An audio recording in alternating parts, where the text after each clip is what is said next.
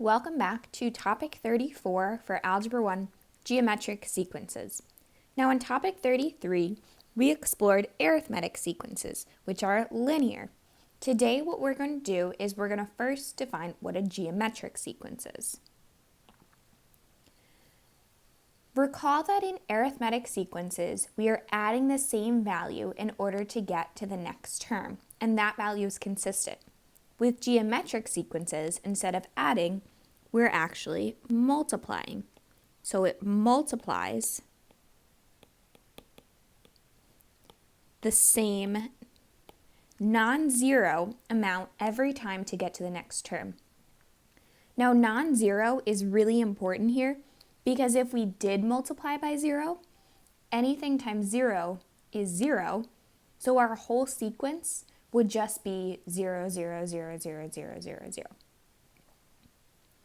Now, similarly to arithmetic sequences, there are two different ways that we can write geometric sequences.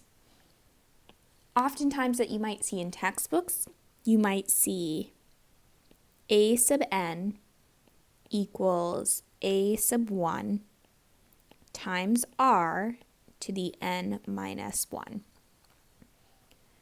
Now, some of these variables might look familiar, again, from the arithmetic sequence video, but let's just go through all of them, just so we're all on the same page.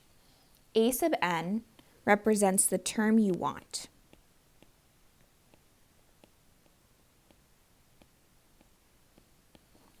Let's say we want the 14th term, so that would be a sub 14. A sub 1 represents the first term,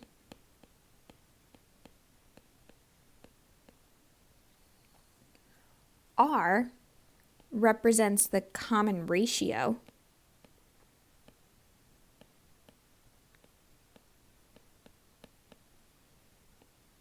and n minus 1 represents one less than the term number because we're subtracting 1.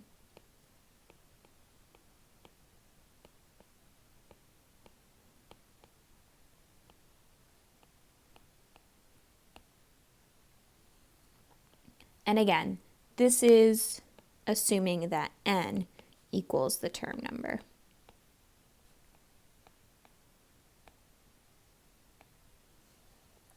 Now, we mentioned this vocabulary word of common ratio. If you notice right below, that's where we have a definition. So the common ratio is similar to the common difference, that it's this constant, but instead of being added in the arithmetic sequence, we're being multiplied in geometric. So it's this non-zero constant that we're constantly using in order to jump from one number in the sequence to the next, to the next, to next. So that is one way that we can write an explicit formula for a geometric sequence. The other way that you might see is y equals a times b to the x. And we've seen this before. This is the formula for a geometric function, for an exponential function. So this shows that geometric sequences are actually exponential. Just like arithmetic are linear, geometric are exponential. And as a quick reminder here, a represents your y-intercept, or when x equals 0. B represents your multiplier, so what you're multiplying by every single time in order to get to the next term. And x is the number of times you multiply.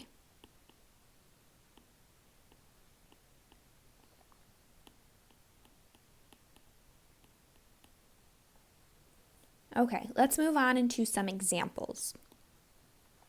For example number 1, we have find the next 3 terms of the geometric sequence. So we know off the bat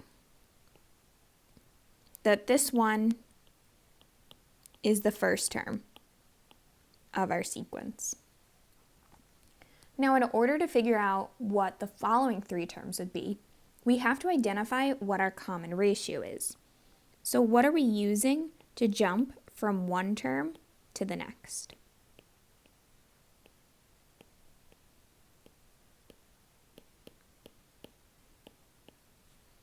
Now, in order to do this, we can take one term and divide it by its previous term to get the ratio. Ratio is associated directly with division. So for instance, I can take -4 and divide it by the term in front of it, which is 1. When I simplify that, I get -4. I can try it again with some other terms in the sequence just to make sure that this common ratio is consistent amongst all the terms. So I can take 16 divided by -4, the term right in front of it. When I simplify that, I also get -4. I can also take -64, divide it by the previous term, which is 16. When I simplify that, I also get -4. So my ratio that I'm multiplying by here is -4. And we know that it's also negative because I'm alternating in my sequence between positive terms and negative terms.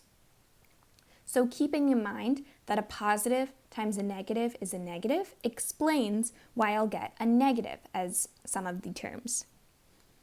And a negative times a negative equals a positive explains why the other terms are positive in my sequence. It alternates back and forth, back and forth. Okay, so let's identify what my next 3 terms would be. I know a sub 1 is 1. My second term is -4. My third term is 16. And my fourth term is -64.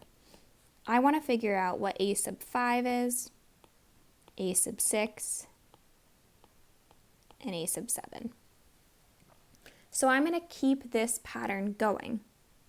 I'm going to multiply this by -4 again in order to get my 5th term, 6th term, and 7th term.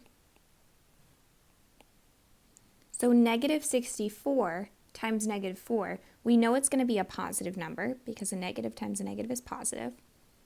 And I end up with 256.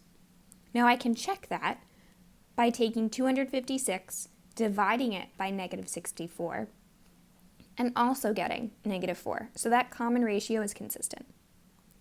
Now I take this term, 256, multiply it by -4, and get my 6th term, which will be -1024. I can take my 6th term, multiply it by -4. I know I'll get a positive number, and I'll get positive 4096. So a sub 5 is 256, a sub 6 is -1200, -1024, and a sub 7 is 4096. So those are the next 3 terms in my geometric sequence. Example 2, we're given a geometric sequence and we're asked to write an equation for the nth term of the sequence. So because we're asked to write the equation for the nth term, on the left-hand side, we want n to be in our equation. So just keep that in the back of your mind.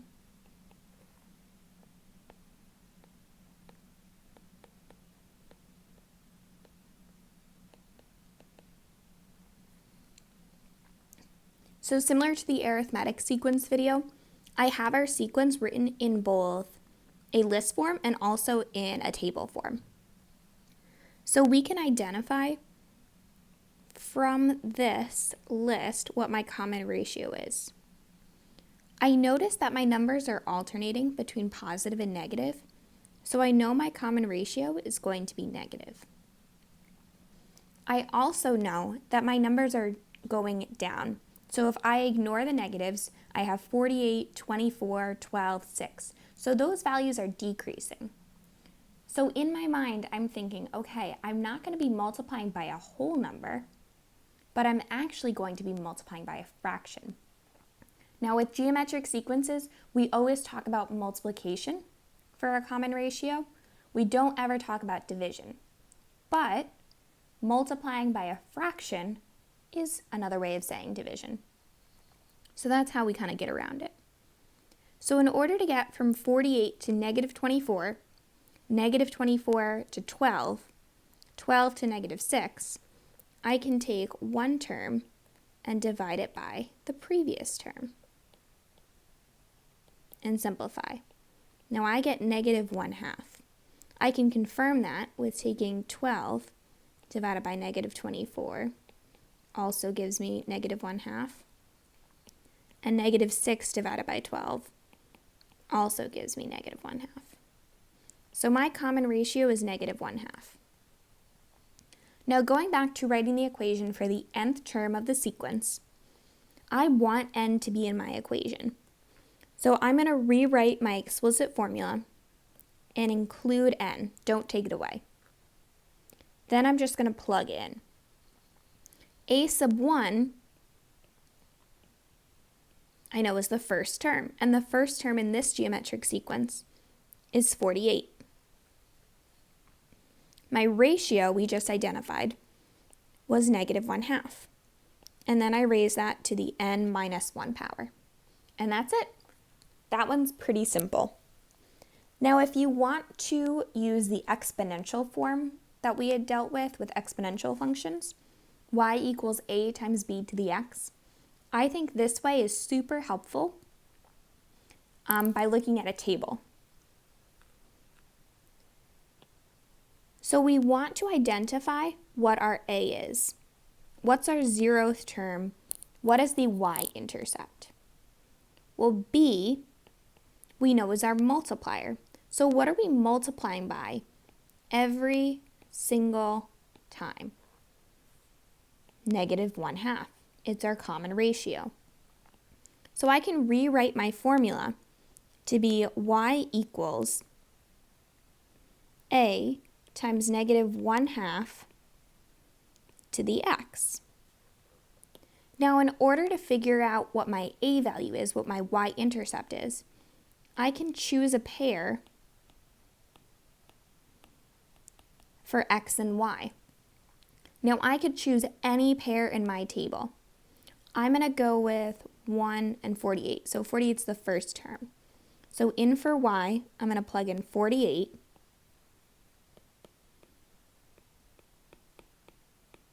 And then in for x, I plug in 1.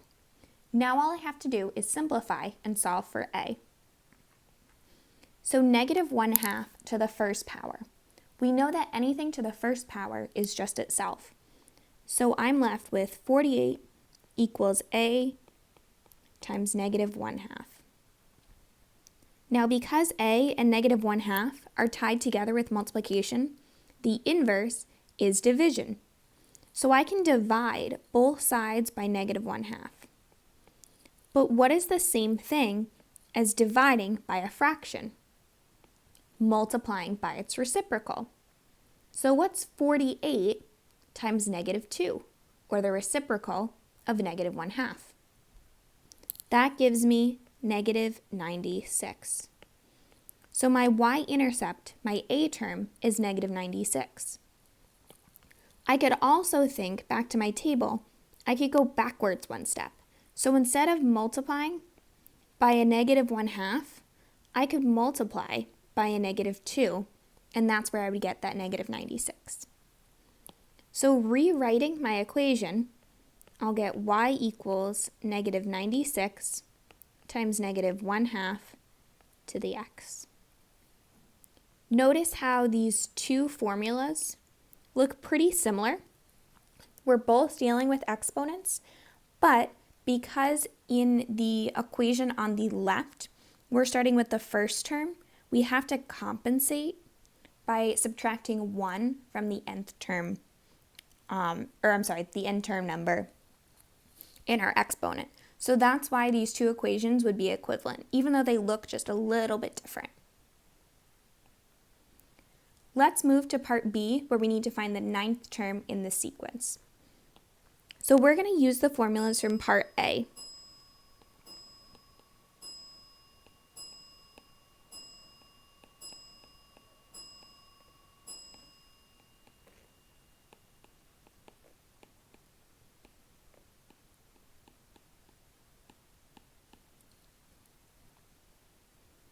So taking these formulas, in order to find the 9th term, this is basically saying that we're going to plug in 9 for n and 9 for x. So I'm going to rewrite my formulas plugging in 9 for n.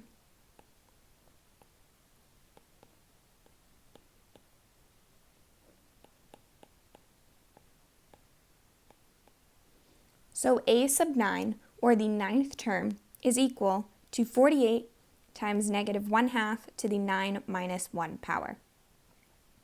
Now what I'm going to do first is I'm going to simplify my exponents. 9 minus 1 is 8. So a sub 9 is equivalent to 48 times negative 1/2 to the 8th power. Now if we think back to our properties of exponents, if we have a fraction raised to an exponent, that exponent is applied to both the numerator and denominator.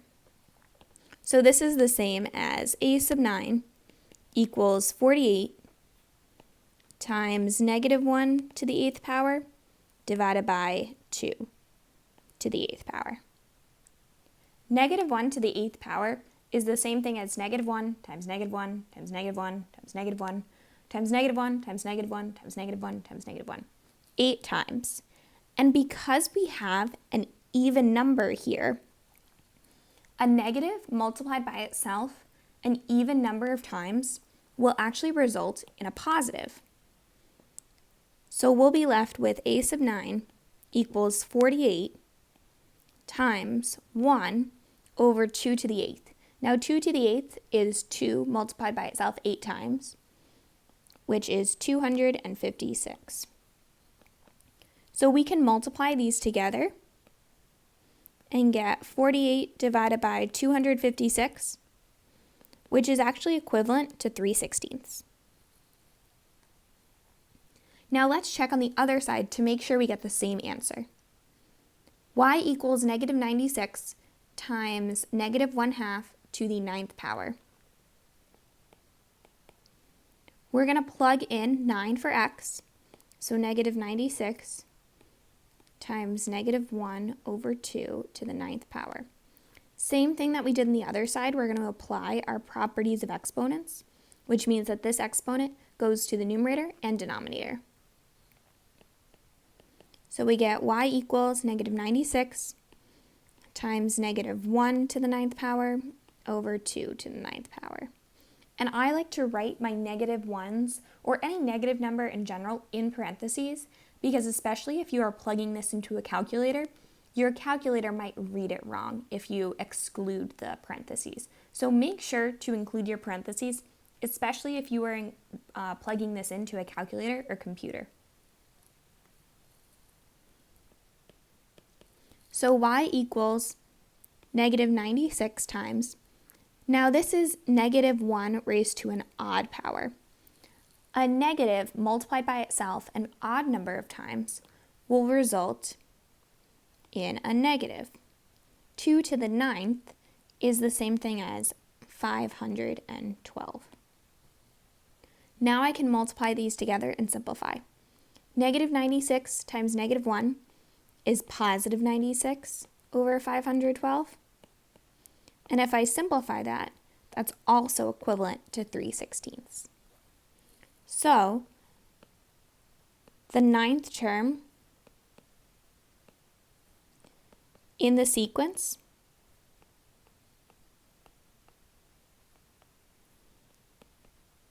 is 3/16. And that is the end of topic 34 for Algebra 1, Geometric Sequences. Thank you for watching.